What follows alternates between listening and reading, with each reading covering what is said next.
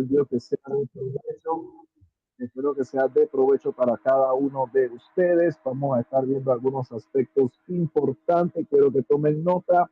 La tarea que le vamos a asignar en el día de hoy van a ocupar, escuchen, van a ocupar los que tienen diccionario bíblico. Yo desde el comienzo les recomendé que trataran de conseguirse un diccionario bíblico. Entonces van a buscar en un diccionario bíblico la tarea que vamos a asignar el día de hoy. Así que tiene tiempo de conseguirlo, ya sea un diccionario bíblico, un libro de comentarios de Holman también son buenos. Así que ya sabe, esa parte de la tarea la vamos a ver un poquito al final. Hoy vamos a estar hablando un poquito acerca de el mundo en que vivió Jesús. La clase que dimos, la última clase, estuvimos hablando de los diferentes imperios que gobernaron antes que Jesús apareciera en la tierra. Recuerde que nosotros vimos cuando se da el periodo del silencio. El periodo del silencio se da desde el momento en que se cierra el Antiguo Testamento hasta el momento que se abre el Nuevo, cuando el ángel aparece y se da el anunciamiento de la venida de Jesús. En ese lapso de tiempo, periodo de silencio, se cree que fueron aproximadamente 400 largos años. Ese periodo se conoce como periodo del silencio porque no hubo voz profética de parte de Dios para el pueblo de Israel. El hecho de que no hubo voz profética de Dios para el pueblo de Israel, eso no quiere decir que los acontecimientos o los sucesos que se dieron allí no fueron importantes. Hay sucesos que se dieron en ese lapso de tiempo que fueron sumamente importantes y que a nosotros como estudiantes de la Biblia nos compete saber qué sucedió, qué pasó, qué había durante ese lapso de tiempo, por qué Dios se tomó. Algunos dicen, Dios se tomó un momento de reposo, Dios se tomó un momento de silencio, Dios no tuvo interacción alguna con el pueblo de Israel. Aunque Dios no mostró voz profética, no habló al pueblo durante ese lapso de tiempo, no quiere decir que Dios estaba ajeno a las cosas que estaban pasando. Recuerde, cuando se cierra el Antiguo Testamento, Israel estaba bajo el imperio o bajo el dominio de los babilónicos, ¿ok? Entonces, hubieron varios imperios que empezaron a surgir en ese lapso de tiempo. Entonces, cuando digo Israel, me refiero a lo que es la tribu del, lo que es Judá, ¿ok? Recuerde que Israel estaba por un lado y Judá estaba por otro lado. Judá estaba guiado, sometido a los asirios y Judá Israel a los asirios y Judá, por otra parte, estaba acá con los babilónicos. Entonces, los babilónicos fueron vencidos por los persas. Los persas fueron vencidos por Alejandro Magno, el imperio de los griegos. En clase pasada les avisé que Alejandro Magno empezó a gobernar muy joven, se cree que a los 20 años, pero esa ambición de joven lo hizo ser un gran conquistador, pero murió joven a los 33 años. Algunos relacionan la edad de Alejandro Magno con la edad de Jesús. Jesús murió también a los 33 años. Ahora, ok, cuando Alejandro Magno muere, sucede algo. Él tenía un imperio muy vasto, muy grande, y como muere tan joven, él no tenía sucesor al trono. No había alguien que pudiera suceder al trono de Alejandro Magno. ¿Qué sucede con Alejandro Magno en el momento que él muere? Él tenía cuatro capitanes importantes, cuatro comandantes.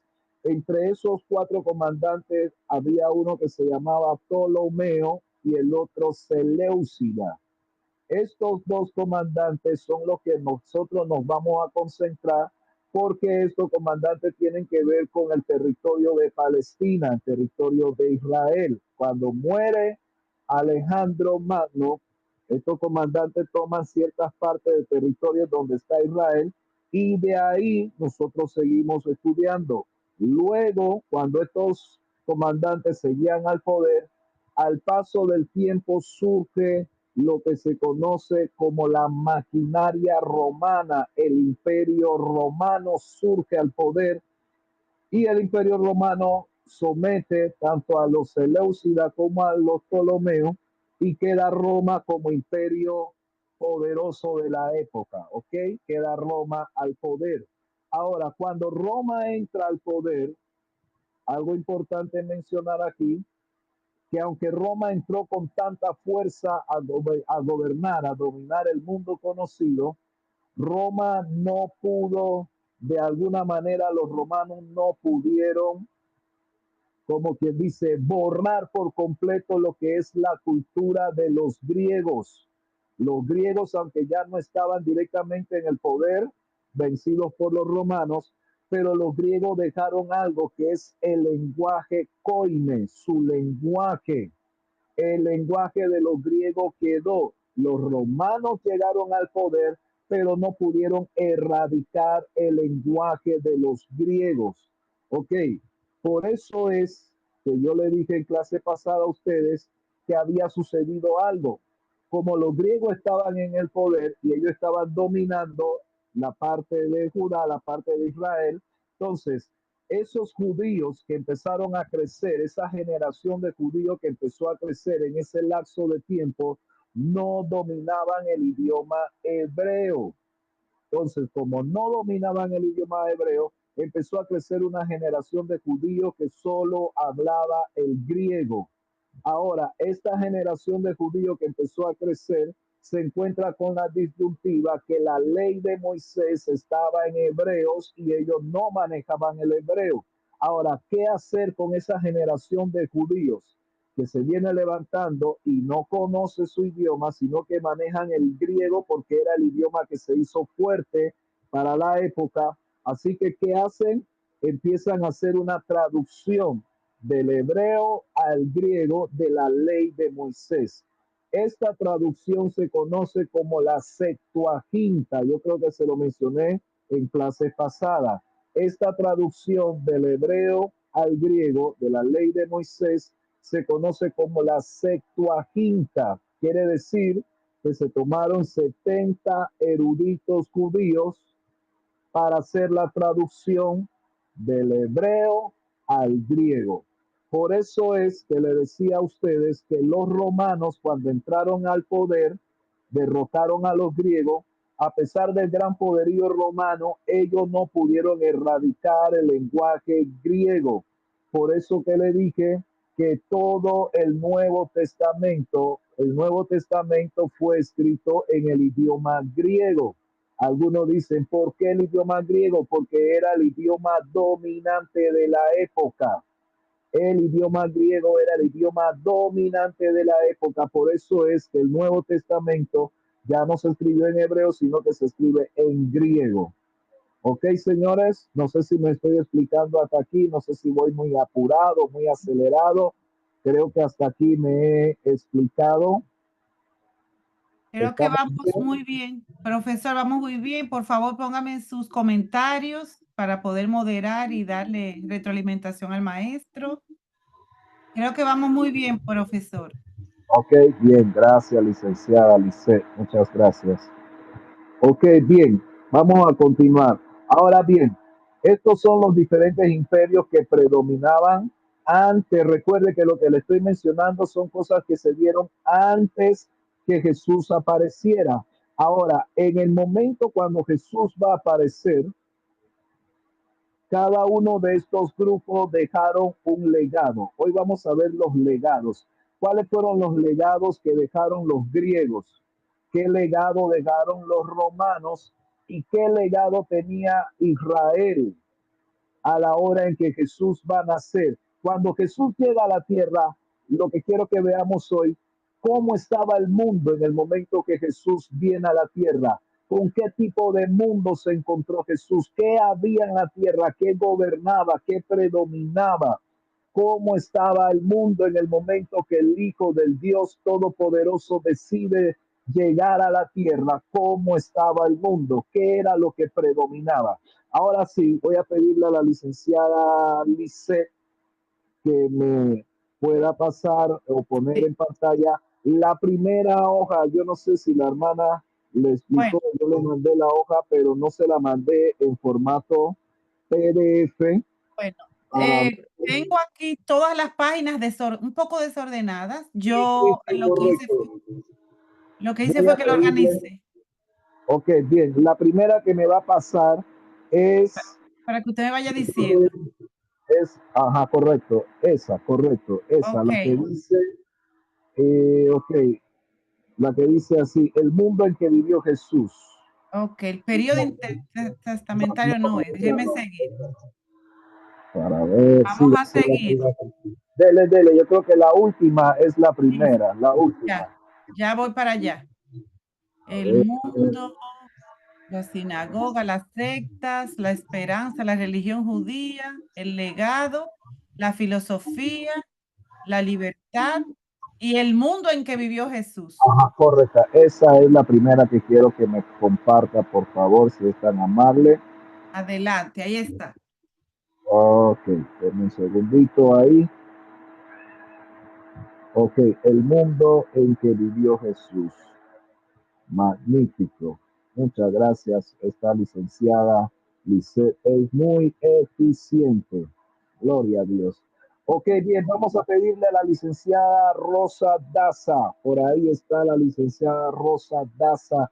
Ella tiene muchas ganas de leer y participar en clase el día de hoy. Ella tiene una hermosa Dios mío, sonrisa déjame poner, quítame todo el el tiempo de vuelo, yo clase. no lo vi, dámelo otra. Ella tiene una hermosa sonrisa Sí. todo el tiempo de clase, ella está con una sonrisa. Así que para que ella siga riendo y gozando, vamos a permitirle a la hermana Rosa que me lea este párrafo con unción, Ay, papá, con poder, con autoridad. Por favor, hermana Rosa ay, Daza, le lo tenés que abrir escuchamos. aquí. Le escuchamos, A hermana ver, Rosa. deme un segundito, pa. Ay, Padre Santo. No Ahora sé. sí, vamos a ver, dame un momentico, estoy tratando de buscar aquí. Ok, perfecto, ok. Gracias, ok. Dice, el mundo en que vivió Jesús. Un somero vistazo al mundo en el cual nació nuestro Señor revela un panorama lleno de colorido y actividad. Los extensos y variados dominios de la Roma imperial abarcaban desde Hispania y Mauritania al oeste, hasta Siria y Judea al este. Por el norte Pululaban, así mismo. ululaban los bárbaros aceptando inquietamente, perdón, me hace falta leer, profesor. La Tengo que hegemonía, practicar. la La hegemonía. hegemonía de César. Y a la espera del momento propicio, el momento propicio Si la para hermana que está, si la hermana que está al lado le puede ayudar, por favor, si necesita ayuda, descargar pídamela. la paz romana al sur egipcio e idumeos. Seguían su vida de molde ya milenario, alternando la búsqueda del placer y el saber con la práctica de la intriga. Esto eran tremendo. Así fue que mientras se desarrollaban acontecimientos militares, comerciales y políticos del momento y se consolidaba el dominio romano que en una aldea remota de Palestina nacía aquel que había de cambiar el mundo. Pero estos sucesos no ocurrieron de repente, fueron el resultado de una preparación. Ahora como yo lo bajo, vamos a ver. Ok, gracias. preparación, no de mi, ay, Dios mío, Dios santo, de una,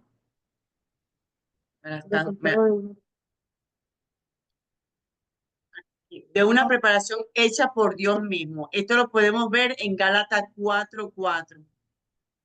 En los años que precedieron a la venida del Señor, Dios se había mostrado activo en la vida de muchos hombres y en los asuntos de las naciones.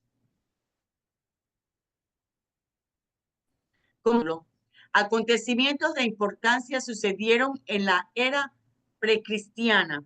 No obstante, tres grupos desempeñaron un papel decisivo. Los romanos con su organización social y política, los griegos con su lengua y los hebreos con su religión. Esto está muy bueno.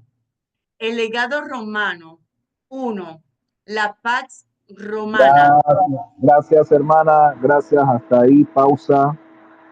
Pausa. Hasta Sí, ahí. señor. Ok, bien. Bien. ¿Se fijaron lo que acaba de leer la licenciada Daza? Bien, este es un vistazo al mundo en que vivió Jesús. Mencionamos algunos aspectos importantes que mientras se daba el nacimiento de Jesús, estos hechos de alguna manera, como le dije minutos atrás, aunque no hubo una voz profética de Dios durante este lapso de tiempo, recuerde que desde el cierre del Antiguo hasta el inicio del Nuevo Testamento, no hubo voz profética de Dios. Ese lapso de tiempo, ¿cómo se conoce? Como el periodo del silencio. Otros le dicen el nombre del periodo intertestamentario, donde no hubo voz profética de Dios. Aunque Dios no habló al pueblo de Israel en ese lapso de tiempo, no quiere decir que Dios estaba ajeno a las cosas que se dieron en ese lapso de tiempo. Como bien leyó nuestra hermana, el mismo Dios, aunque no manifestó una voz al pueblo, él estaba metido en los asuntos porque el mundo se estaba preparando para la llegada del Hijo de Dios. Amén, amados. Clarito con esto. Amén. Estamos claritos.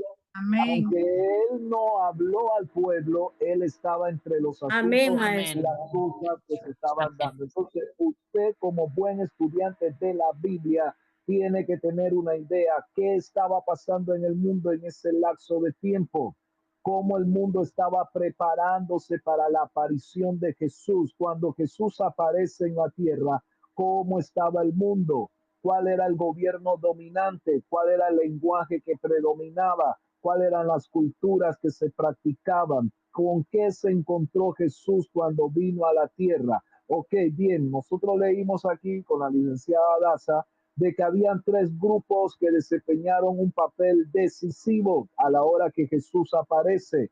Primero mencionan el poder romano con su organización política y social.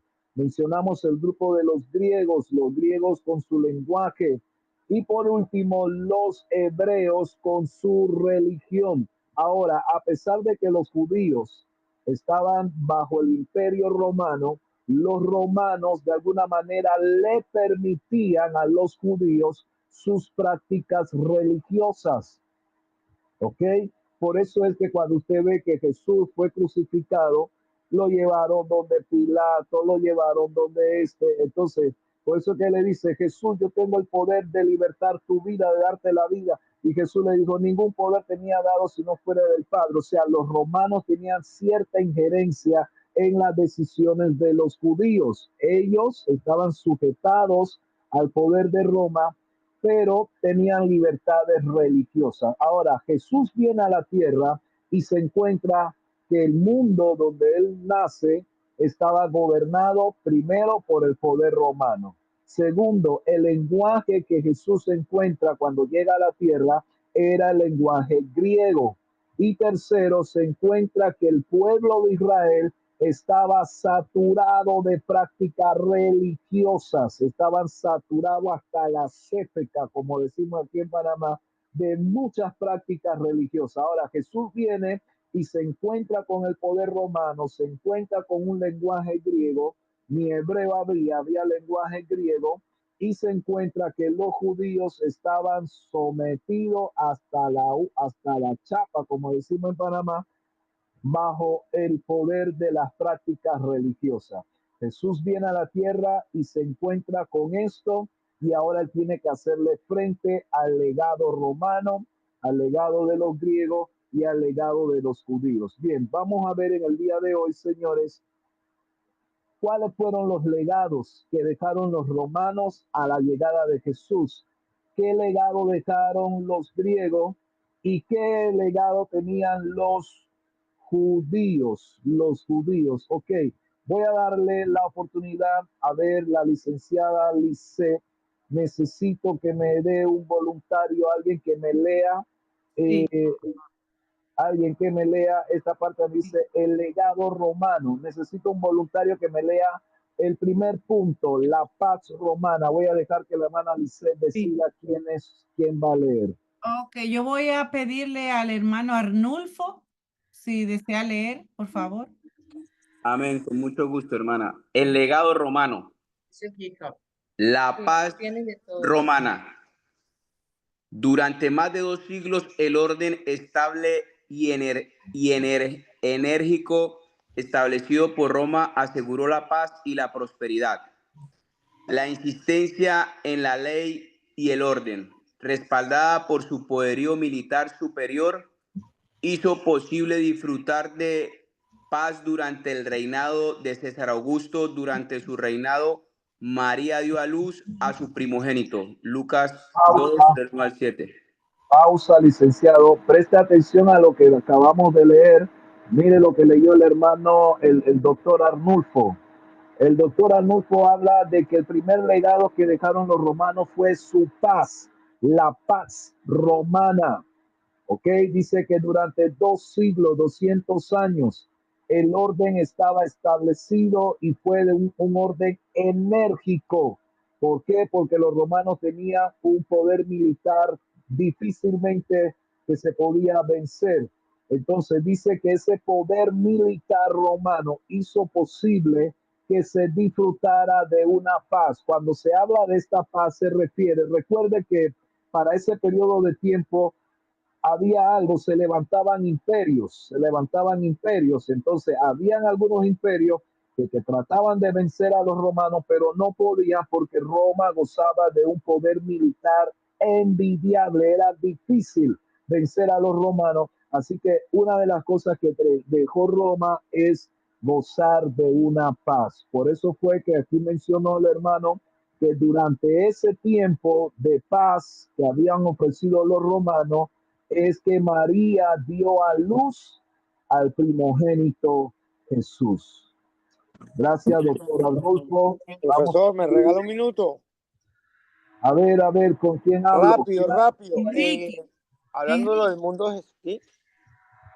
Adelante. A ver, le doy un minuto, dele rapidito. Rapidísimo. Mire, esos romanos creían que hacían las cosas porque ellos querían, pero resulta que si ese César no manda a hacer el censo que él mandó a hacer, María y José no tienen que ir a Belén, porque cada uno tenía que ir al sitio donde ellos venían, o sea, habían antepasado, y ambos, José y María, eran de línea de David, y es por eso que Jesús nace en Belén para cumplir la profecía de Miqueas. Gracias.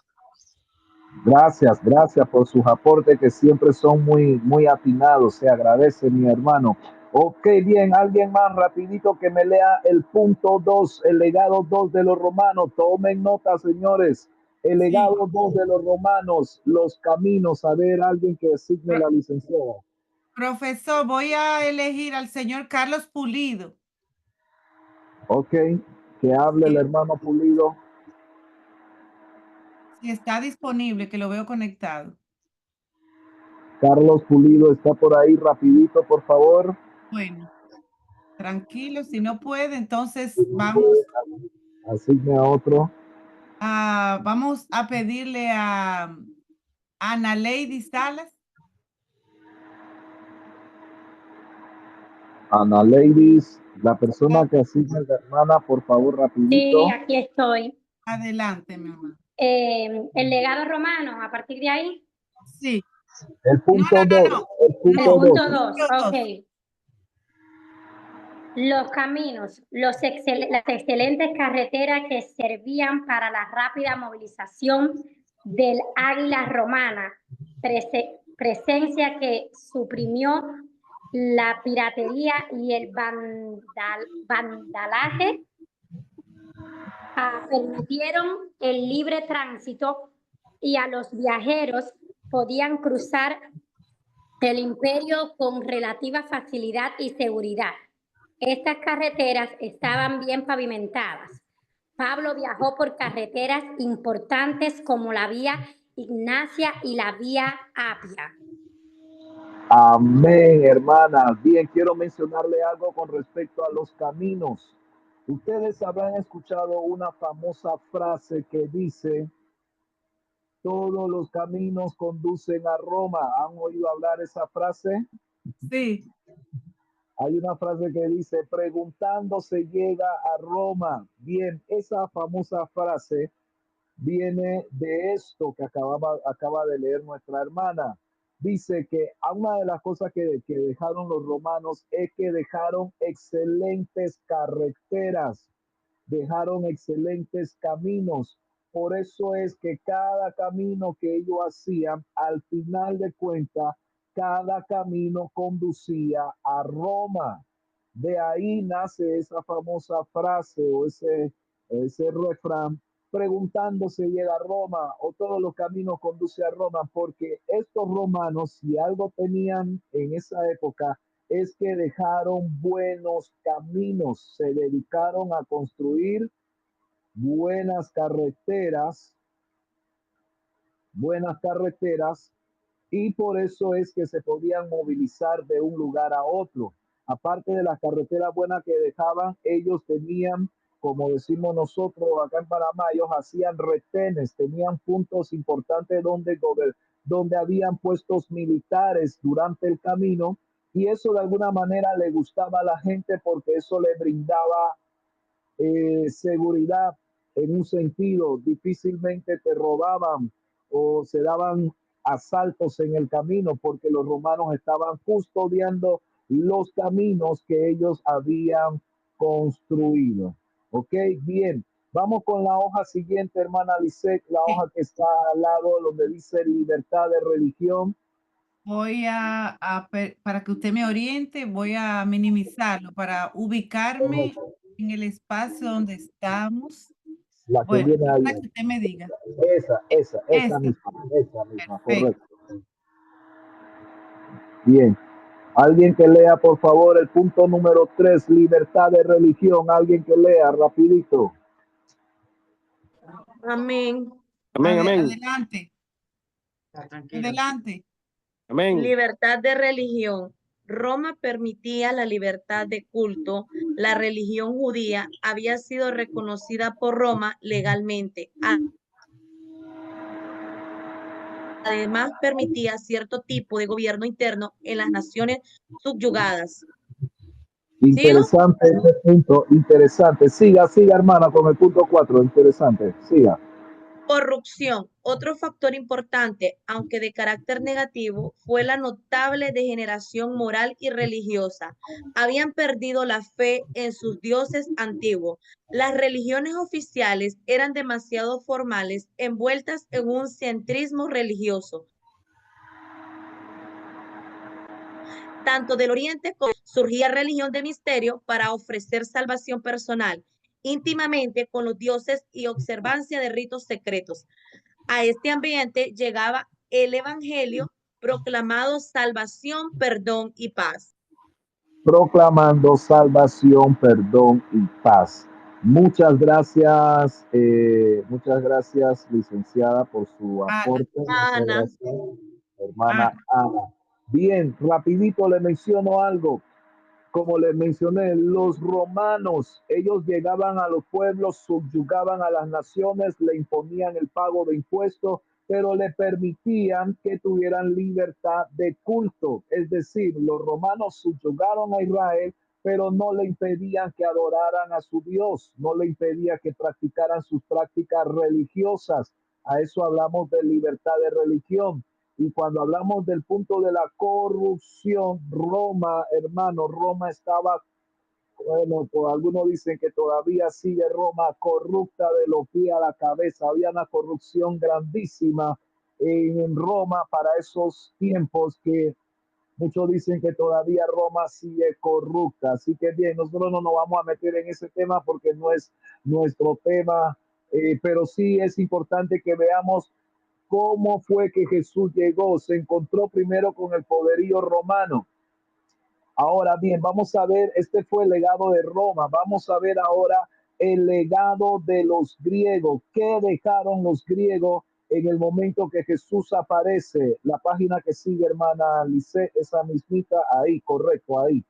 Esa mismita. Vamos a ver ahora, ya vimos lo que nos dejaron los romanos. Vamos a ver qué nos dejaron los griegos. A ver, Vamos hermana, a, asigne a alguien, por favor. sí, vamos a dar la oportunidad al hermano que ahorita estaba un poco indispuesto. Adelante, Pulido. Amén, amén, amén. Aleluya, aleluya. Adelante. El legado griego.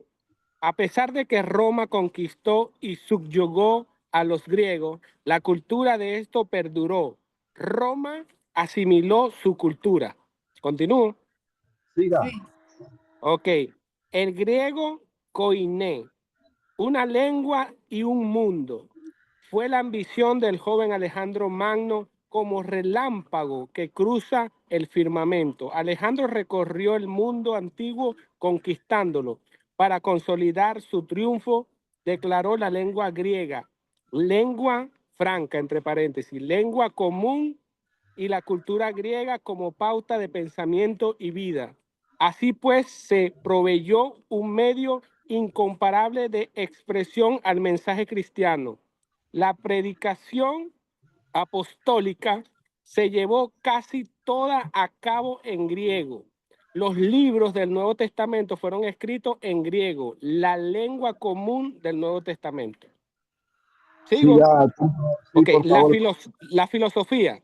La filosofía también estaba presente, principalmente representada por dos agrupaciones que dividían entre sí la preferencia popular, los estoicos y los epicúreos, presentes en todo el mundo romano, en todos los ámbitos y personajes, llegando inclusive a combinar con la interpretación del Antiguo Testamento. Gracias, licenciado. Muchas gracias. Hacemos una pausa aquí rapidito.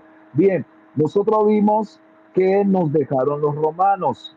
La paz, corrupción, libertad religiosa, los caminos. Ahora, el grupo de los griegos nos dejan dos aspectos importantes. Primero, una lengua, un mundo. El lenguaje griego no se pudo borrar, se mantuvo allí. Romanos llegaron, pero seguía el lenguaje griego. Ok, por eso que acabó de leer el hermano que prácticamente todo el Nuevo Testamento se escribió en el lenguaje griego. Por eso es que a veces cuando usted escucha a algún predicador o a alguien que esté enseñando de la Biblia, el Nuevo Testamento, dice, vámonos al original griego. ¿Qué dice el original griego? ¿Por qué? Esa era una frase que a mí me llamaba la atención en mis años atrás. Yo decía, pero ¿por qué el predicador dice, vámonos en el original griego, la palabra tal quiere decir esto, esto y esto? ¿Por qué? Porque el Nuevo Testamento fue escrito en el idioma griego. Entonces, para ir a una, como quien dice, esencia de lo que realmente escribió el escritor, uno se va al origen o al idioma en que fue escrito. Recuerde que con las tantas traducciones que hay en el día de hoy se traduce del griego se tradujo al latín, del latín se tradujo al inglés, del inglés se traduce al español, y en eso de traducirse de un idioma a otro muchas veces se pierde la esencia de lo que dijo realmente el escritor original. Por eso es que se va uno al idioma griego para realmente tener una esencia de lo que quiso dar a entender. Ok, bien, con los griegos también entendemos que si algo tenían los griegos eran buenos filósofos, ellos eran dados mucho a filosofar. Recuerde que en ese lapso de tiempo hubieron griegos importantes en la historia.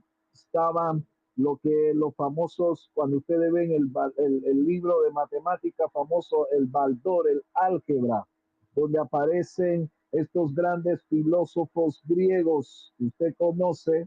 No vamos a mencionarlo para ahorrar un poco de tiempo, pero en ese lapso de tiempo donde florecía la cultura griega como grandes pensantes o grandes pensadores, salieron estos grandes filósofos griegos con sus ideas, con sus culturas, con sus pensamientos, y entre esos hubieron dos grupos importantes, los estoicos y los epicúreos, estos dos grupos, así que por ahí lo vamos a poner para que ustedes los investiguen en su tarea, quiénes eran los estoicos y quiénes eran los epicúreos, que creían, eran dos corrientes de pensamientos griegos que predominaban a la hora en que Jesús llegó a la tierra. Estos dos grupos todavía tenían fuertes corrientes de pensamientos.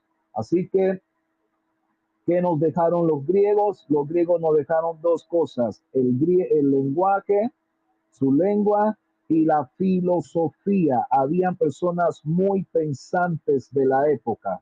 Así que tomen nota. Ya vimos que dejaron los romanos: la paz, religión, corrupción, caminos.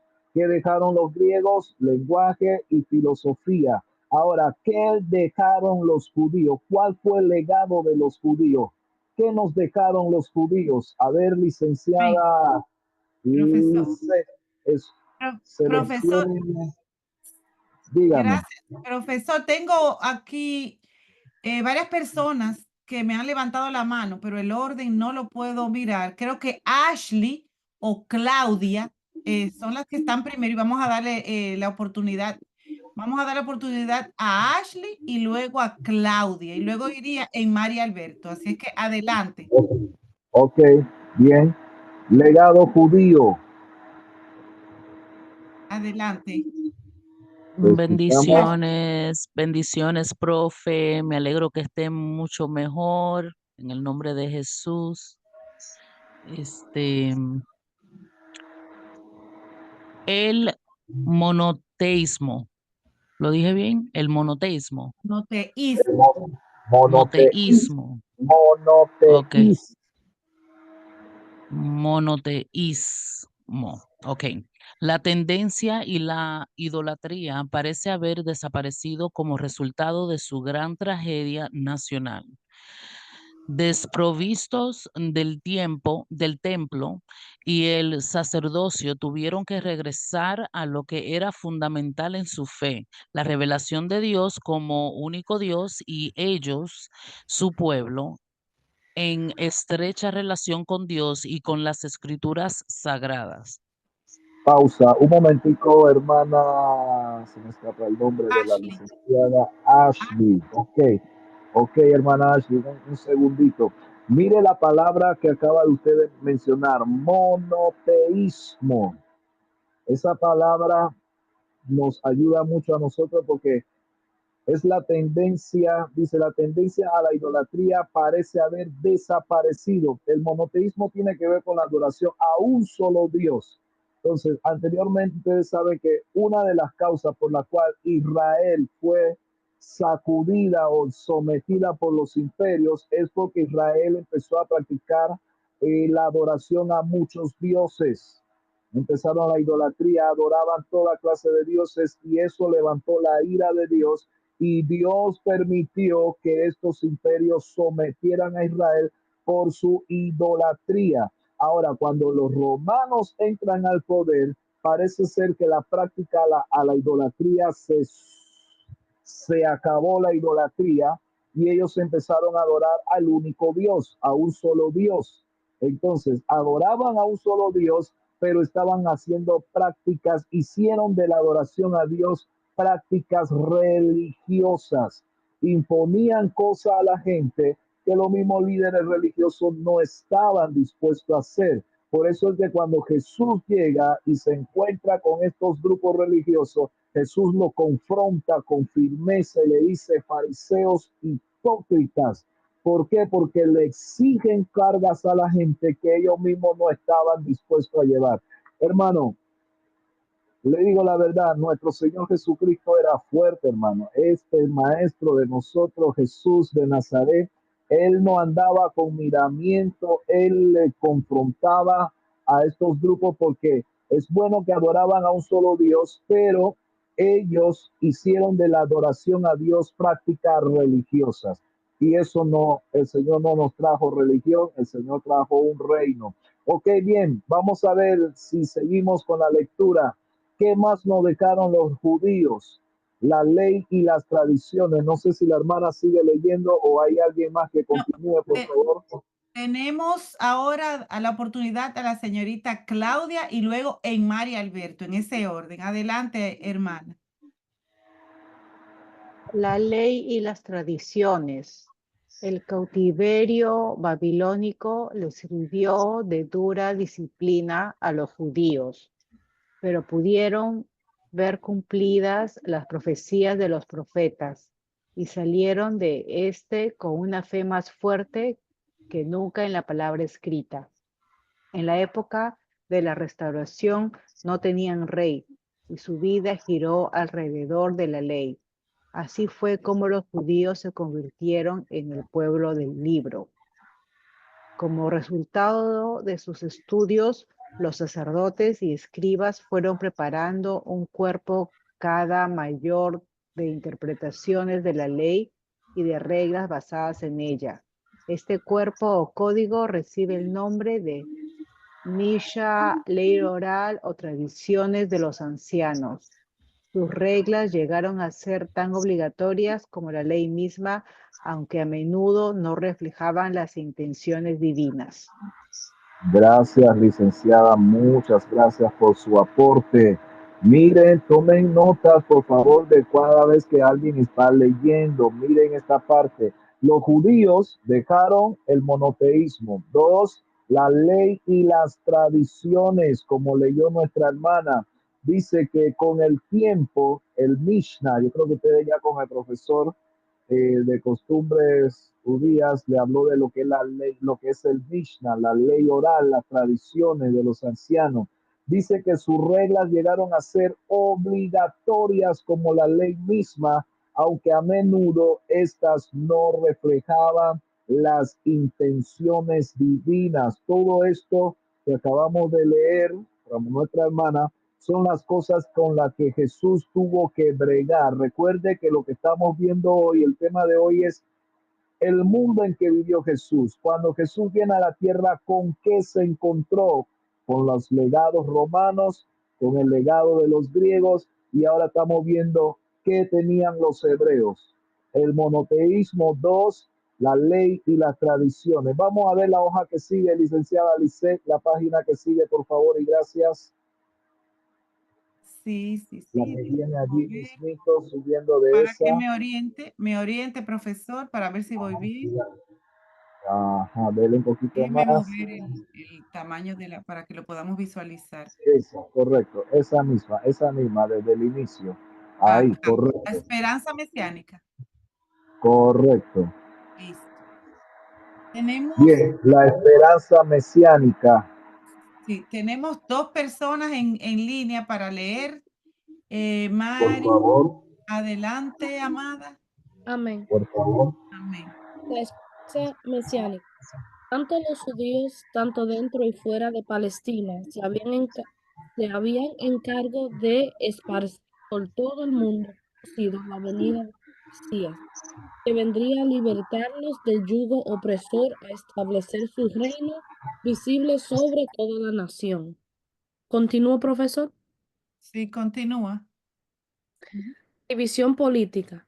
Cuando Jesucristo nació, Herodes el Grande gobernaba todo el territorio. Pausa un momento. Profesor, adelante, no se escucha. Léame de nuevo la esperanza mesiánica, por favor. Amén. Léame de nuevo el primer punto, por favor. Claro que sí, profesor. Tanto los judíos, tanto dentro y fuera de Palestina, se habían encargo de esparcir por todo el mundo conocido la venida de su Mesías, que vendría a libertarlos del yugo opresor, a establecer su reino visible sobre toda la nación. Pausa ahí, profesor. Adelante, profesor. Está silenciado, profesor. Hagamos una pausa ahí. Ahora bien, cuando usted menciona la esperanza mesiánica, antes de continuar, quiero aclarar esto. ¿Qué es la esperanza mesiánica? Quiero aclararlo porque usted, como buen estudiante bíblico, cuando usted oiga hablar de la esperanza mesiánica, usted de una vez tiene que saber en qué parte de la historia usted se puede ubicar y cómo establecer. La esperanza mesiánica, como acaba de leer la hermana Alberto, dice que todos los judíos, tanto los judíos dentro y fuera de Palestina, se habían encargado de esparcir por todo el mundo conocido que había la venida de un Mesías. Venía un Mesías que lo iba a libertar del yugo y de la opresión. Entonces, por eso es que cuando usted ve que Jesús llegó, primero vamos a ver el caso de Juan el Bautista. ¿Recuerdan cuando Juan el Bautista estaba bautizando? ¿Recuerdan qué le decía a la gente? ¿Eres tú el Mesías? ¿Recuerdan, señores? No sé si me estoy ubicando. Cuando Juan el Bautista bautizaba, lo primero que le decían, eres el Mesías que estamos esperando. Había un dicho entre ellos, estamos esperando la llegada del Mesías. O sea que el ambiente del mundo estaba preparado para que llegara el Mesías. Por eso es que cuando Juan predicaba, le decían, tú eres el Mesías, tú eres Elías, tú eres el que había de venir. O sea, la gente ya sabía que un Mesías venía. Eso se conoce como la esperanza mesiánica. No sé si me estoy explicando a mis amados estudiantes. Sí, sí, profesor, está muy claro. Amén, amén. Amén. Por eso es que cuando ustedes ven la lectura de Juan, recuerden, a Juan le decían, eres el Mesías. Cuando Jesús empezó a predicar también, después que fue bautizado, Jesús empezó a predicar. La gente le decían, hemos hallado a Jesús. Le dijo Felipe a Natanael, hemos hallado a Jesús, al Cristo, al Mesías. Hallamos al Mesías. La gente estaba a la espera de un Mesías, pero ¿cuál era el fin de ellos? Ellos querían un Mesías para que lo libertara del yugo romano. Recuerden, miren, aquí me voy a salir un poquito del tema de la clase, pero necesito explicar esto. ¿Por qué en el pueblo de Israel tenían tan viva la esperanza mesiánica?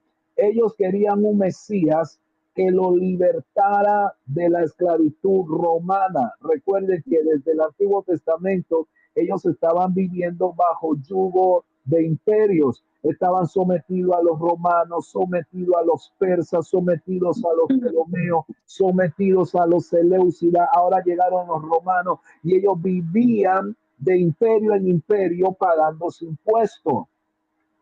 Por eso es que cuando agarraron a Jesús le dijeron, tú no pagas los impuestos. Y Jesús mandó a Pedro, ve y pesca, y el primer pez que saque, ábrele la boca y paga tu impuesto y paga el mío. Ellos estaban acostumbrados a andar pagando impuestos porque vivían bajo sujeción de imperio. Ahora, ellos querían un Mesías para que lo libertara y ya ellos no tuvieran que estar pagando impuestos.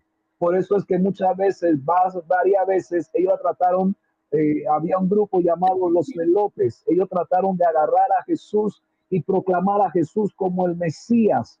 Entonces, no es que Jesús no era, Jesús era el Mesías, pero el pueblo quería un Mesías para que lo libertara de los romanos. Ellos no querían un Mesías para que lo libertara de la vida pecaminosa. Ellos querían un Mesías para que lo libertara de los romanos, pero querían seguir su vida loca. Y Jesús vino siendo el verdadero Mesías y por esa razón, señores, por esa razón y otras, es que ellos no aceptaron a Jesús como el Mesías enviado, porque Jesús vino y según ellos, Jesús no llenó sus expectativas.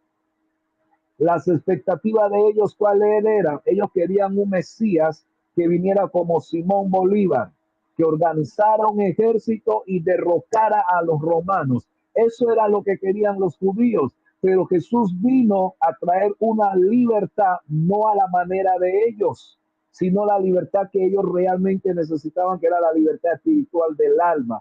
Ahora, como Jesús no llenó la expectativa de ellos, dice la Biblia, Juan dice que a los suyos vino, pero los suyos no le recibieron. ¿Por qué no recibieron al maestro? Porque Jesús no llenó la expectativa de ellos. Ellos querían un Simón Bolívar, ellos querían un Fidel Castro, ellos querían alguien que fuera un revoltoso, que armara una revuelta y vamos a vencer a los romanos. Eso ellos querían. Pero cuando Jesús vino y se presentó como el Mesías, pero no hizo lo que ellos querían, ellos dicen que va, este hombre no es nuestro Mesías, porque él no hizo lo que nosotros queremos. Y ahí es donde está el problema. Cuando Jesús aparece y no se hace lo que nosotros queremos, le damos la espalda a Dios y Dios no va a obrar de acuerdo a lo que yo quiera. Él va a obrar de acuerdo a lo que Él sabe que yo necesito. Y entonces ahí donde muchas veces tenemos conflicto. Déjenme mejor parar aquí porque siento que voy a predicar después, me voy a inspirar y voy a quedar predicando otra cosa. Santo Dios, y no es lo que quiero predicar. Vamos a seguir con la clase porque me estoy inspirando aquí con ustedes, santo Dios. Así que no quiero, vamos a poner una pausa porque me estoy saliendo del tema de la clase, santo Dios. Esto está poderoso. Wow, ok, bien, esto se pone bueno, señores, por eso que cuando agarro esta clase es un problema. Ok, bien, vamos a continuar con la hermana que estaba leyendo La Esperanza Mesiánica. Vamos a ver la división política. Seguimos rapidito, por favor. Adelante, amada. La división política.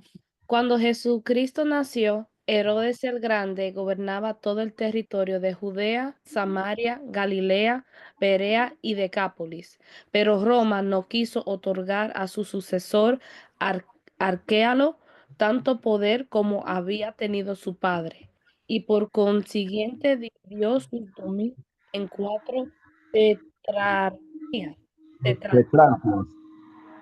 Tetrarquías, perdón.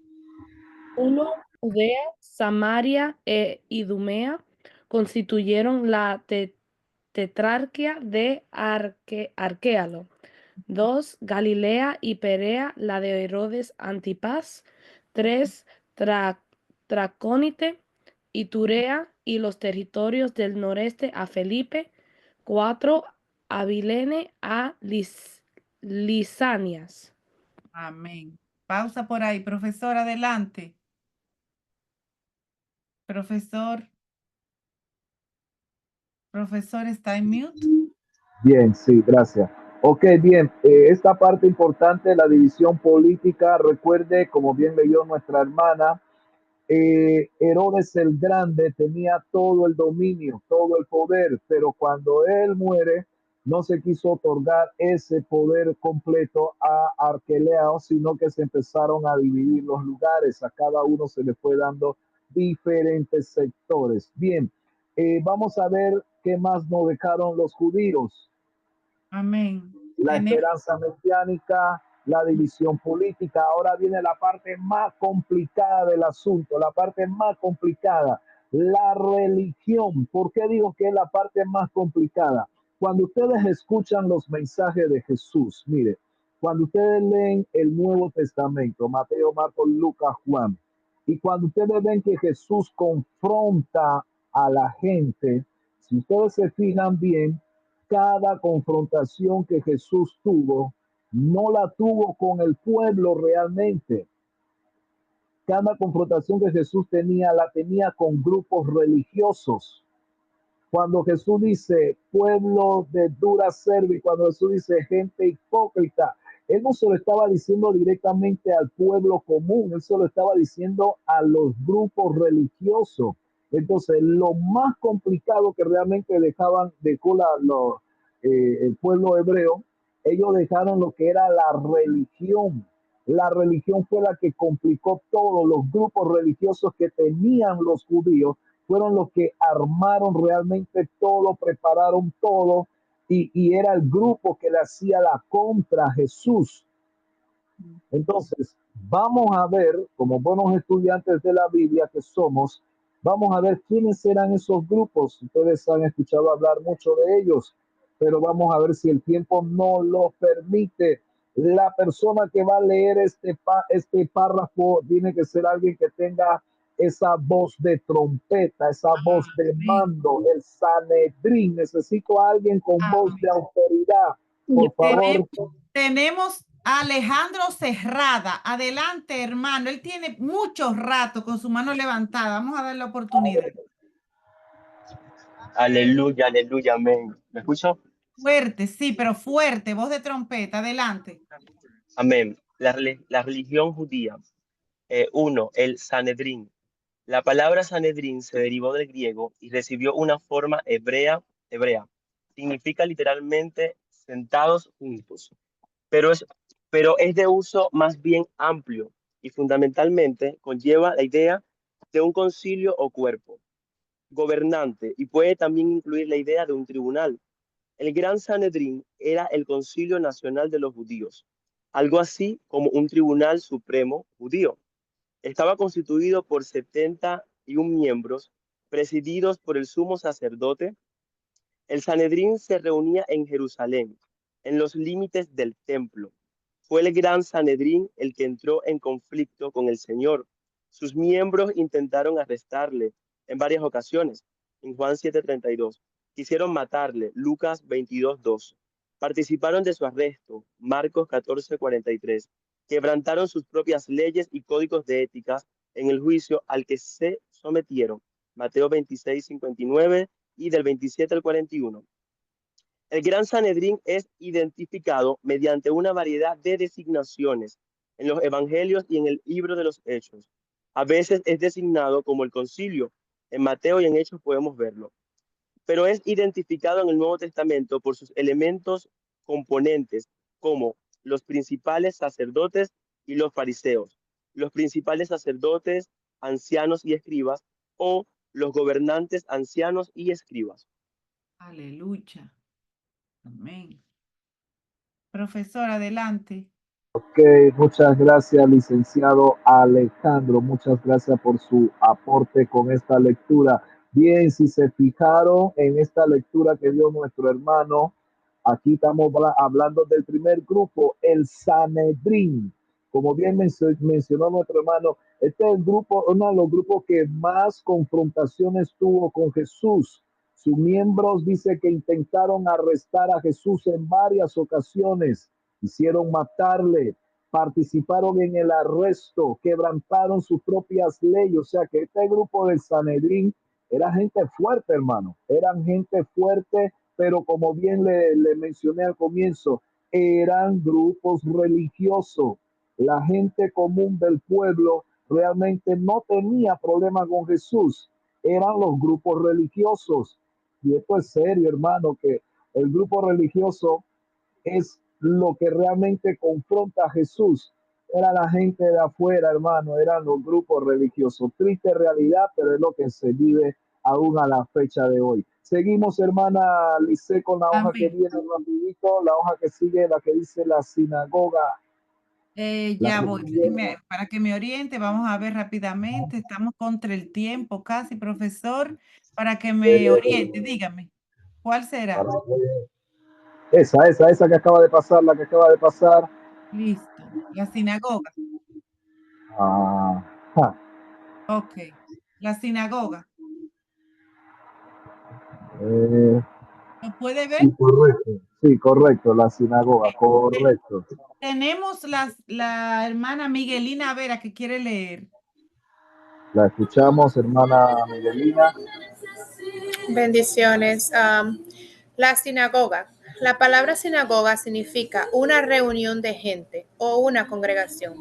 Era un lugar en el que se reunían los judíos para estudiar las escrituras y dar culto a Dios. Con la destrucción del templo de Jerusalén por los babilonios, los judíos dejaron de tener un centro de culto. Fueron llevados a Babilonia, lejos de su patria. La sinagoga fue un importante factor para guardar a los judíos desplazados de caer en el paganismo. Gradualmente se hizo costumbre, después que los judíos volvieron del exilio, establecer lugares locales de reunión para el estudio y el culto. Durante el periodo intertestamentario se multiplicaron las sinagogas tanto en Palestina como fuera de ella. En tiempos de Cristo se podía encontrar sinagogas por todas partes en todo el país. Se necesitaba de 10 hombres piadosos para comenzar una, por lo que incluso las poblaciones más pequeñas podían tener una. Por lo general, ellas se encontraban en el punto más elevado del territorio de la población. Amén. Pausa ahí. Profesor, adelante. Gracias. Muchas gracias, hermana. Bien, si nos fijamos en la lectura de la hermana Miguelina, aquí estamos entendiendo el porqué de las sinagogas, por qué surgieron. Recuerde que ya ellos no estaban libres, estaban subyugados, sometidos, así que empezaron a hacer sinagogas con el fin de poder dar culto, estudiar la palabra. Y como bien leyó mi hermana, dice que se necesitaban por lo menos 10 piadosos para formar una sinagoga.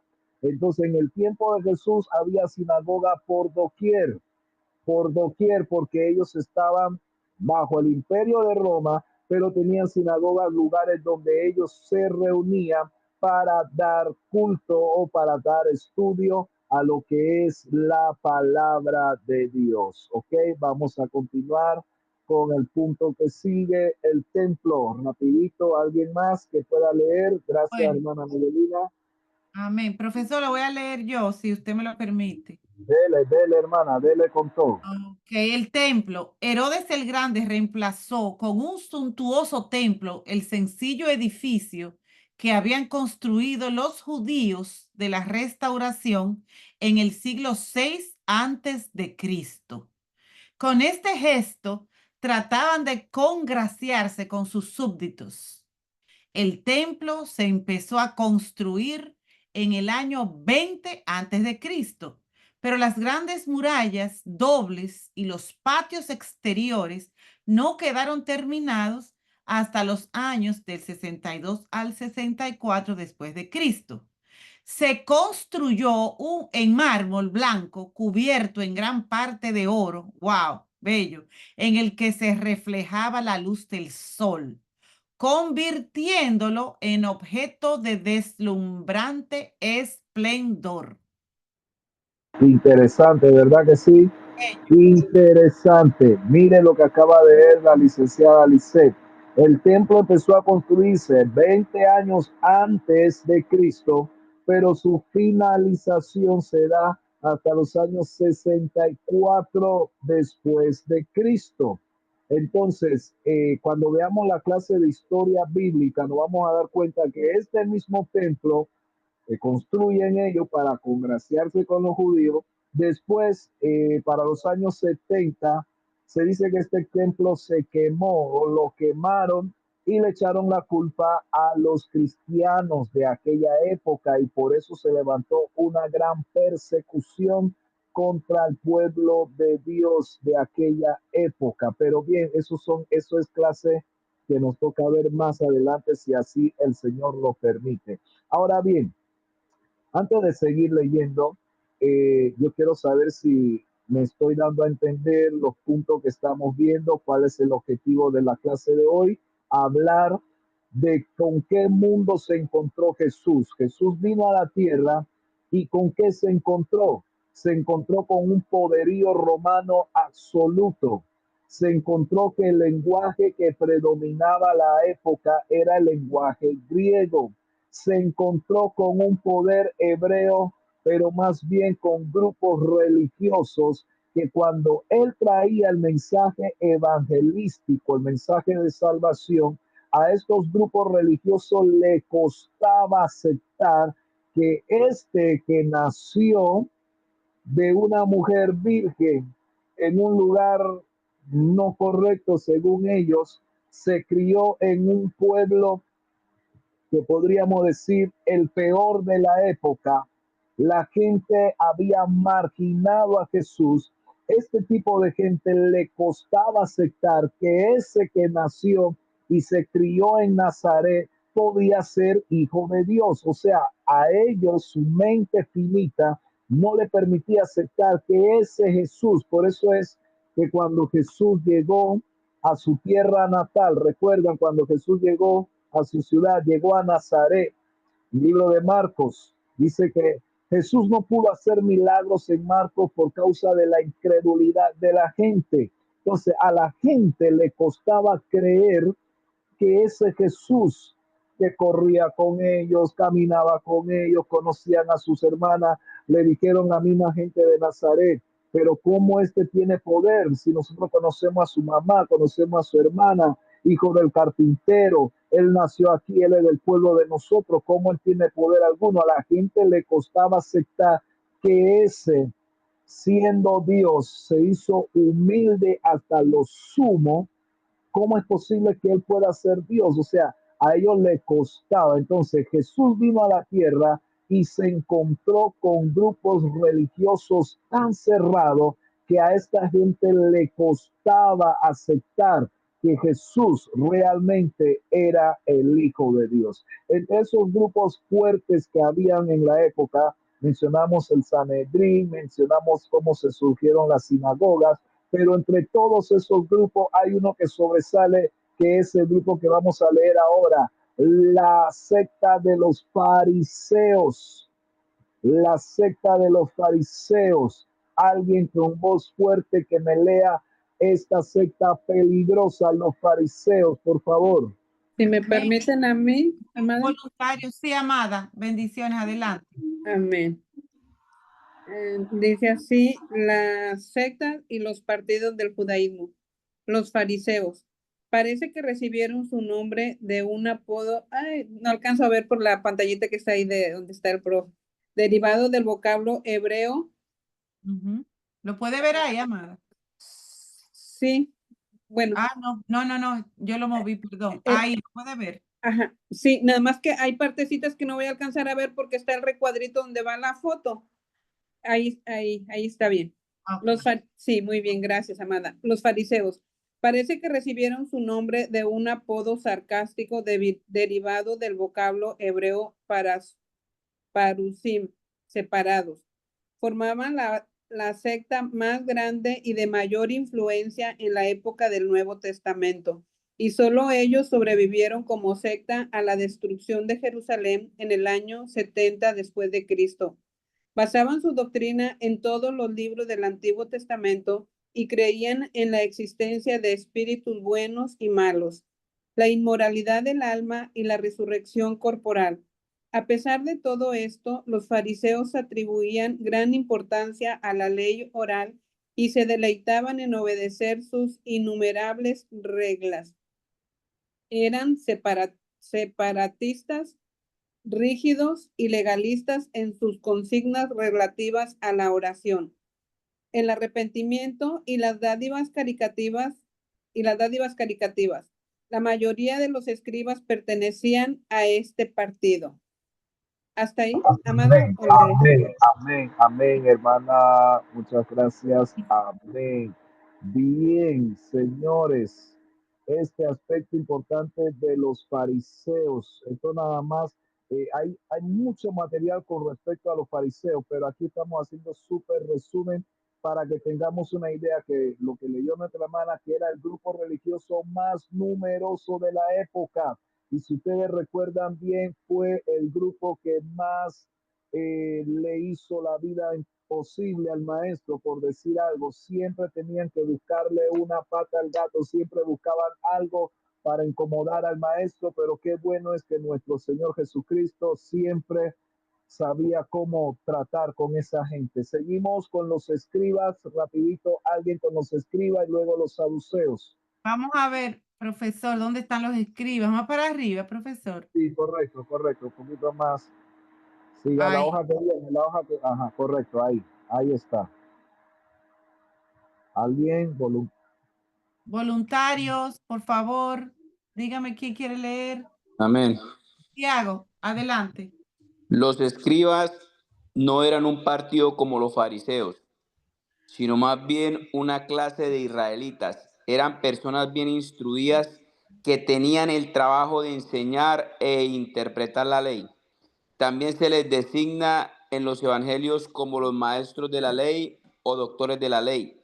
No solo enseñaban la ley, sino que eran responsable de perseguir a los que la violaban.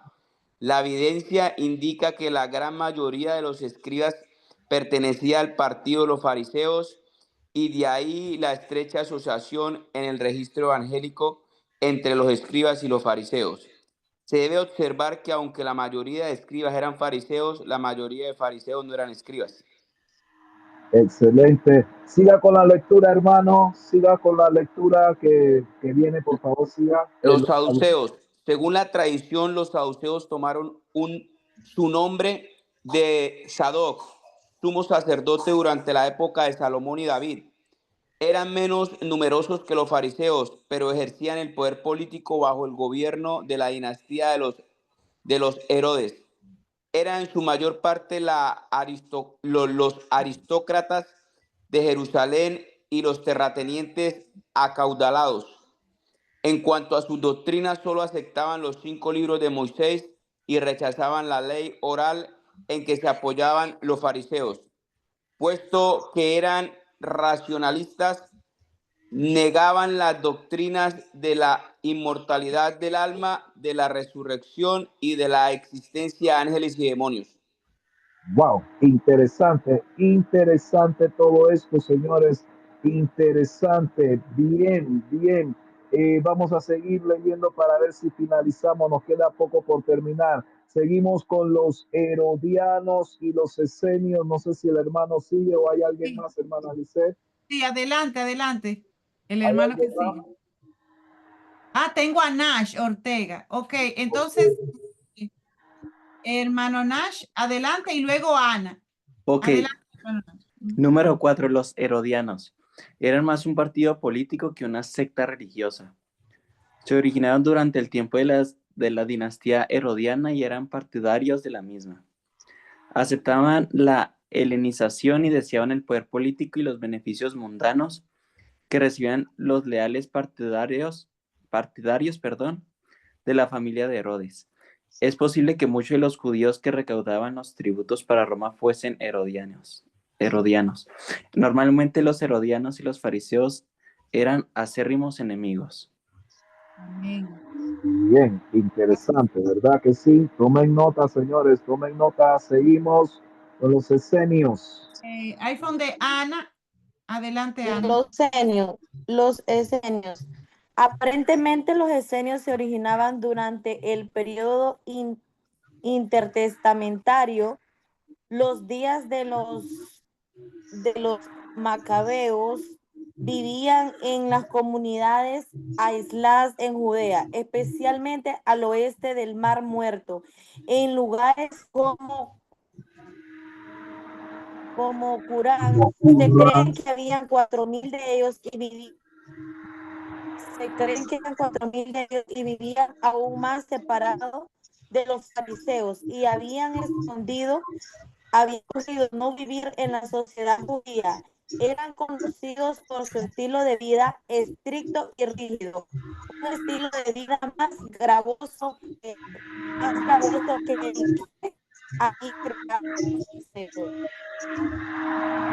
Ok, no sé, como que tenía interferencia, se sentía como que había interferencia en la lectura de la hermana. Ok, repito algo que leyó la hermana. Dice que vivían aún más separados de los fariseos y habían escogido no vivir en la sociedad judía. Eran conocidos por su estilo de vida estricto y rígido, un estilo de vida más gravoso que el que habían creado los fariseos. Señores, todos estos grupos que estamos leyendo son grupos que se encontraban cuando Jesús vino a la tierra. Estaban estos esenios, estaban los herodianos, estaban los saduceos, los escribas, los fariseos, el Sanedrín. Todo este grupo de organizaciones religiosas predominaban en el momento que Jesús llegó. Se encontró con toda esta clase de gente que en vez de facilitar el camino de la salvación, lo que hicieron fue confrontar al maestro, como cuando Jesús predicaba y luego le trajeron a la mujer sorprendida en adulterio. Esta gente lo único que querían era ver dónde agarraban a Jesús. Mire, hay gente que te escucha, hay gente que te ve, hay gente que sabe que de alguna manera Dios está contigo, pero aún así están a la espera de ver dónde tú fallas. Y esta era la tarea que tenían estos grupos. Ellos estaban buscando en qué momento agarrar al maestro. ¿Recuerdan el momento que Jesús estaba predicando y luego uno sale, maestro, ¿es lícito no dar impuesto a César? Tenemos que pagar impuestos. ¿Qué ustedes creen que ellos estaban logrando con esa pregunta? Ellos querían crear un problema con Jesús y el gobierno de César. Le dice, ¿es lícito no dar impuesto? Y Jesús, mire, por eso es una de las cosas que yo amo de mi Señor Jesús, es que este maestro que nosotros adoramos y servimos, él siempre tenía una manera espléndida de cómo zafarse de esta gente. Y que le dice, Señor, ¿le damos o no le damos? Ustedes saben el problemón que Jesús hubiera buscado si Jesús le dice, bueno, no hay que darle impuesto a Roma, no vamos a pagar. Ustedes saben el problema que se hubiera formado ahí. Hubieran agarrado a Jesús como un revoltoso, un problemático y como un sedicioso al imperio romano, y hubiera sido otro fin diferente. Así que ellos estaban buscando siempre la manera de crear problemas. Jesús, ¿es lícito que le demos impuesto a Roma? ¿Sí o no? ¿Qué tú dices? Y yo amo esta respuesta de Jesús cuando dice, tráigame una moneda. ¿Quién es la cara que aparece en la moneda? De César. Entonces Jesús dice, denle a César lo de César, pero a Dios. Wow, hermano, yo creo que para mí, de todas las respuestas que Jesús dio, yo creo que para mí es una de las que más me encanta cuando esta gente le preguntó eso a Jesús con la única intención de crear un problema. Jesús lo hizo reflexionar a tal grado que ellos los dejó a todos calladitos con la boca cerrada, porque así hay gente que están esperando dónde tú agarran, dónde te agarra para hacerte la vida de cuadrito. Ok, bien, voy a terminar con esto, señores. Vamos a ver la última hojita, hermana, ajá, esa, centrémela ahí, póngamela ahí en el centro. Yo mismo la voy a leer, esa última. El último grupo con el que se encontró Jesús, es tremendo, es el grupo de los celotes. Estos constituían un grupo político más que una secta religiosa. Querían libertar o liberar a Palestina por las armas. Este partido revolucionario persuadió finalmente a los judíos para que se sublevaran contra los romanos, lo cual tuvo como consecuencia final la destrucción de Jerusalén en el año 70 después de Cristo. Dice, Simón, uno de los discípulos de Jesús, pertenecía a este partido. Esto es, wow, hermano, esto es súper interesante. Mire lo que estamos leyendo ahí. Jesús dice que uno de los discípulos de Jesús pertenecían, ok, Simón el celote, uno de estos discípulos de Jesús pertenecían a este grupo, ok, a este grupo o a este partido, uno de los discípulos de Jesús. Bien, ahora, cuando se menciona el nombre de los 12 discípulos, dice Simón el celote. Señores, por eso cuando ustedes lean su Biblia, no lean por leer, presten atención. Cuando se menciona el nombre de los 12 discípulos de Jesús, dice Simón el celote. ¿Qué quiere decir esto de celote? Aquí aparece. Este grupo de celote era un partido revolucionario. Y mire, ¿y sabe por qué yo hago un alto en esto? Porque Jesús sabe a qué gente le escoge para que les sirva. ¿Por qué Jesús escogió entre sus discípulos a un revolucionario? ¿Ustedes creen que Jesús no sabía que él era revolucionario? ¿Sabía sí o no que él era un revolucionario? ¿Lo sabía sí o no? Sí, Amén. lo sabía. ¿Qué dicen ustedes? ¿Sabía o no sabía que el hombre era un revolucionario? Sí, Lo pastor. sabía porque él Sí lo sabe sabía. todo. Y entonces, ¿por qué Jesús escogió entre sus discípulos a un problemático, a un revolucionario como Simón? Simón era un partidario de un grupo revoltoso, problemático, y con todas las cualidades que tenía Simón, la Biblia dice que Jesús lo escogió para ser uno de sus discípulos, pero pertenecía a un grupo problemático, revolucionario. Era miembro de los celotes. Los celotes era una organización que se dedicaba a crear revueltas. Ellos querían crear que Jerusalén, que los judíos se provocaran a los romanos. Ellos querían crear una revuelta entre los judíos y los romanos. En ese grupo de personas había un discípulo llamado Simón el Celote. Ahora, me llama la atención que Jesús escoge un hombre como Simón, un revolucionario, partidario, problemático, un hombre que le gusta la revuelta. Aún aunque él era un revolucionario, la Biblia dice que Jesús lo escogió para ser su discípulo. Eso nos tiene que hacer pensar, ¿qué pasó aquí? ¿Será que Jesús se equivocó? ¿Por qué el maestro escogió a un problemático? ¿Por qué Jesús escoge a un celote, a un hombre problemático como uno de sus discípulos? No había más hombres que él podía escoger. Claro que había más gente. Entonces, ¿por qué escogió a un revolucionario como Simón? ¿Por qué lo incluyó entre sus 12 discípulos? Ahora, esto es interesante, mis amados hermanos. Esto es interesante porque Jesús escoge, mire, oh Dios, aquí ya me está bajando un fax del cielo, santo Dios, tremendo. Dígalo, Esto es interesante. ¿Por qué? Porque mire, a veces nosotros prejuiciamos a la gente y empezamos a ver a la gente, ay, esa hermana es tan buenecita, ella se porta bien, ella no hace esto, ella no hace lo otro. Seguro Dios la va a escoger porque ella es bien santita.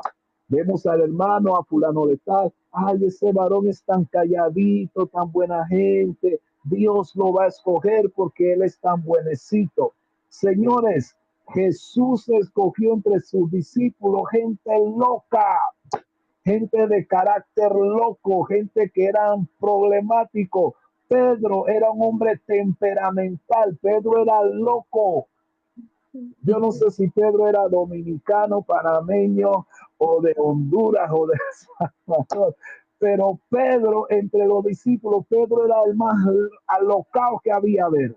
Pedro escogió Jesús escogió a un hombre loco como Pedro, pero también escoge a Simón, un revolucionario. Ahora la pregunta es, ¿por qué Jesús incluyó entre sus discípulos a un problemático como Simón? ¿Por qué escoge gente problemática? Ahora, mire, señores, esto es importante mencionar. Y ustedes tienen un problema serio. Ustedes me están haciendo hablar y ya yo me estoy inspirando y siento que estoy predicando aquí con ustedes. Y ya acá me olvidé de la clase por ustedes. Ustedes son los culpables de esto. Ustedes son los culpables. Gloria a Dios. Pero les digo, amado hermano, que Jesús escogió Jesús escogió a un problemático como Simón y dice que era uno de los 12, Simón. Entonces, con esto quiero decirles, señores, nunca prejuicie a la persona. Di que hay porque ella es esto, porque ella es lo otro, Dios no la va. Dios escogió gente loca entre sus discípulos. ¿Sabía o no que Judas lo iba a traicionar? ¿Sabía o no? Claro que sabía. ¿Y por qué incluyó a Judas si sabía que el hombre lo iba a traicionar? ¿Por qué escogió a Pedro? Pedro, mire, yo no sé si Pedro, yo creo que Pedro era de Guatemala, de El Salvador o de Honduras, o yo creo que era colombiano, panameño no era Pedro. De México. Mexicano. Pedro es tremendo. Pedro le dijo al maestro, Señor, aunque toda esta gente te abandone, yo voy contigo hasta la muerte. Pedro era hablador. Y a la hora de la verdad, tú eres uno de ellos. Pedro dijo, a ese man yo ni lo conozco, compa. Yo no sé ni quién es ese hombre. Pedro era tremendo, hermano. Pero lo que me llena de gozo de todo es que a pesar de los errores que todos estos hombres tenían, la Biblia dice que Jesús lo escogió. La enseñanza de esto es que independientemente de sus errores, de sus fallas, dice que Jesús lo escogió. Y lo mismo hizo con nosotros. Nosotros podemos tener 1001 fallas y a pesar de nuestra falla, Él nos escogió a nosotros. Él no nos escogió por el apellido, Él no nos escogió porque éramos la gente más buena del barrio, Él no nos escogió porque éramos lo que no le hacíamos daño a nadie, no, Él nos escogió simplemente por misericordia. Él nos escogió porque nos ama, no porque éramos buenas personas, porque Jesús dijo mismo, ninguno hay bueno, solo uno, Dios, no hay más nadie bueno. Entonces, si Él escogió entre sus discípulos a un revolucionario como Simón el Celote, quiere decir que Él nos puede escoger a nosotros también. Tenemos errores, tenemos fallas, tenemos 1000 fallas nosotros. Y aún así Dios dice, Inés, tú eres importante para el reino. Lisette, tú eres importante para el reino. Enrique, tú eres importante. Señor, pero yo no sé predicar. Señor, pero yo no sé hablar. Señor, pero yo no sé. Señor dice, tú eres. Señor, pero yo no ni siquiera he estudiado. Así mismo Dios te está escogiendo. Independientemente de tus errores, Dios te escoge para uso de su gloria. Entonces, Amén. señores, déjenme terminar porque la verdad que ya me inspiré demasiado. Yo creo que como no di clase el lunes pasado, ahora quiero hablar todo lo que no di el lunes pasado. Dios mío, ayúdame. Esto está serio, men. Oh my God. Profesor, perdóneme. Hay una persona que tiene rato con la mano levantada. Vamos a darle un minutito y luego de ahí ya recibí un mensaje de la directora que tenemos que terminar la clase. Ya Okay, ya voy a dar la tarea, ya dejo la tarea. Ok, le escucho al hermano. Yo voy a dejar la tarea para no tomar tiempo. Yo voy a dejar la tarea en el WhatsApp del grupo, ok, para no dejar. A ver, hermano Enrique, le escuchamos. Bueno, una belleza. Oye, de verdad que ustedes, esa operación que le hicieron, le metieron más Espíritu Santo a ustedes. Aquí vamos. Esa historia de Jesús y la moneda es uno de mis episodios favoritos. Y es por lo siguiente. Corría la moneda romana y la moneda judía, pero un rabí como él no podía tocar la moneda romana. De hecho, en el templo se recibían tributos romanos y monedas judías, pero los cambistas te la cambiaban de romano a la moneda de Israel para que el templo pudiera recibir. Pero entonces aquí vienen a intentar hacerle la vuelta que usted sabe y en la ley de Moisés, creo que Levítico explica que no puede haber imágenes ni de Dios, ni de hombre, ni de nada en monedas. Y la pena era muerte. Todavía el día de hoy la moneda de Israel son vegetales y animalitos, cosas de esas. Entonces vienen esta gente mala y le dicen a Jesús lo de los impuestos. Y Jesús dice, bueno, pero vamos a ver la moneda. Fíjate que él no la toca. Y él pregunta de lejos, ¿y de quién aparece allí? Y por eso entonces le dice, no, el César. Entonces dice, al César lo que es del César, entre paréntesis, pena de muerte. Y a Dios lo que es de Dios. Ahí está. Ahí está.